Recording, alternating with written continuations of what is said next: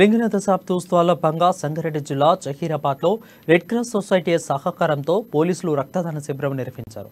పట్టణంలోని వాసవి కళ్యాణ మండపంలో ఏర్పాటు చేసిన రక్తదాన శిబిరాన్ని ఎమ్మెల్యే మాణిక్రావు ప్రారంభించారు. దశాబ్ద ఉత్సవాల్లో భాగంగా సురక్ష దినోత్సవం నిర్వహిస్తూ రక్తదానం చేయడం అభినందనీయమని ఎమ్మెల్యే కొనియాడారు. పోలీసుల పిలుపుతో జహీరాబాద్ డివిజన్లోని వివిధ మండలాలకు చెందిన యువకులు స్వచ్ఛందంగా ముందుకు వచ్చి రక్తదానం చేశారు. ఈ సందర్భంగా రక్తదానం చేసిన యువకులకు ఎమ్మెల్యే చేతుల మీదుగా సర్టిఫికెట్లు ప్రదానం చేశారు. అనంతరం స్థానిక ఆసుపత్రిలో పోలీసులతో కలిసి ఎమ్మెల్యే రోగులకు పండ్లు పంపిణీ చేశారు.